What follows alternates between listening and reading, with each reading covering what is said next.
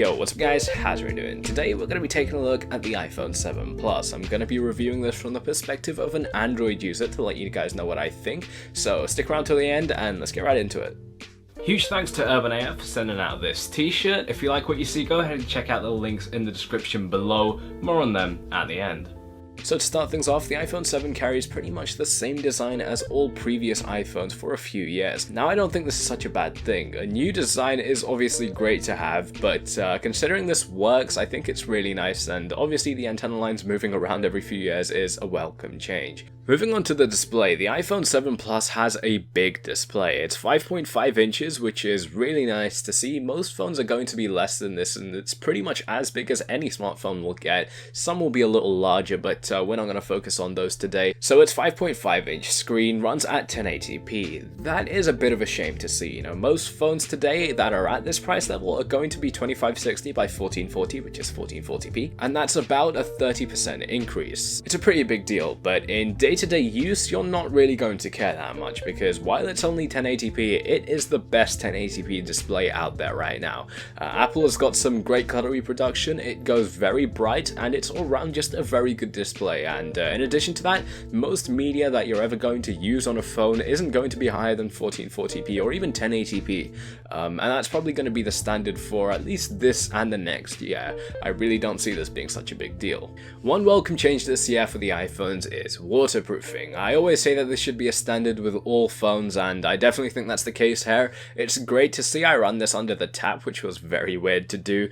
Of course, for scientific purposes though, I had to. It worked just fine. The only real complaint I had was that you can't use the fingerprint scanner when it's wet, but you kind of expect that, so no complaints there. It works just fine, and that's great to see. So I touched on the fingerprint scanner, and I want to talk about that a little bit more. This year with their home button, they've changed it into a bit of a touchpad, where when you press this down with some pressure, you're going to feel haptic feedback. And what this is something that will basically vibrate the phone, and it will sort of tell you that you've pressed the button, as they might want you to feel like it is, but essentially you've just pushed down with some pressure and it vibrates the phone.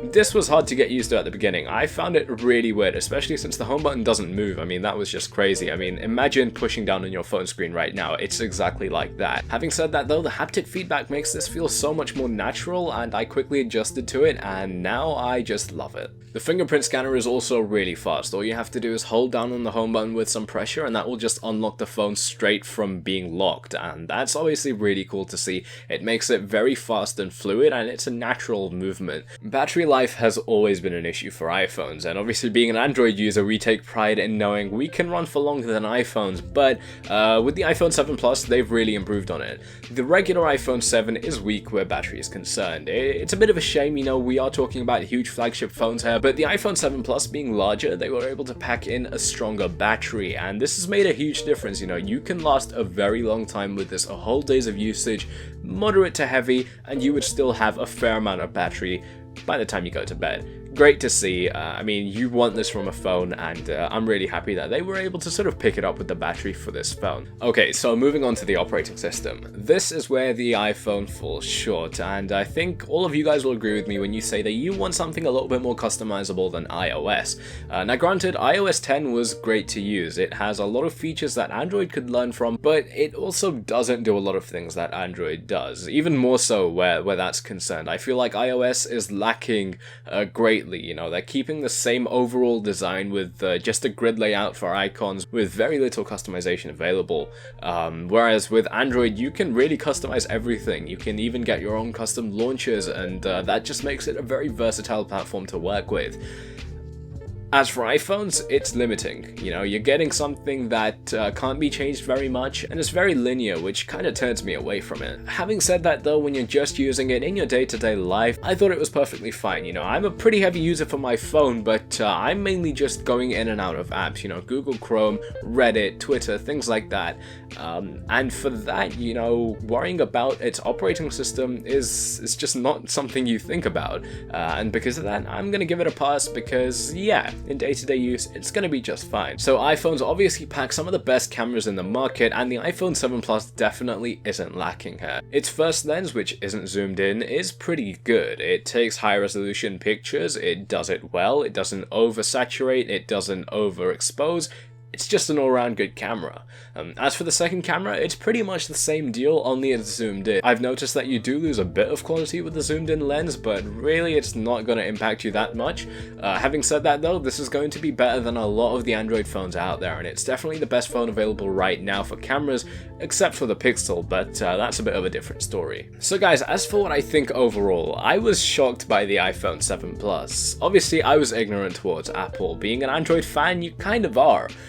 But having used this phone, I really like it. I went back to using my BlackBerry Priv when I was done with this phone, and it felt like old technology. Even using the S6 that I reviewed earlier, and just other Android phones that I can use, the iPhone just feels better. Now that said, there are things that Android has which I don't want to give up, and considering it offers more in terms of its operating system, I'm going to stick with Android. But the iPhone 7 Plus is one of the best phones I've ever used. It's new technology, it works great, and at the end of the day, it's just a good phone. I'd recommend it to anyone interested, but bear in mind that you're losing out on Android's operating system, and that's not a small thing. Now guys, thank you so much for watching this video. If you've enjoyed it, make sure you hit that like button. This is a bit of a different video. I haven't done anything like this in the past. Let me know if you liked it. I'm going to be making a video comparing this phone with the Google Pixel very soon, so stay around for that. But anyway guys, subscribe if you're new around here, and I'm out.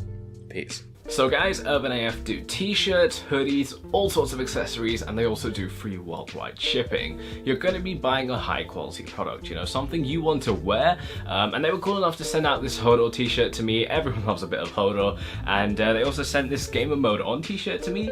Extremely cool stuff to see. So as I said, if you like what you see, go ahead and check out the links in the description below. If nothing else, it'll help me out. Thanks so much for watching, and I'm out. Peace.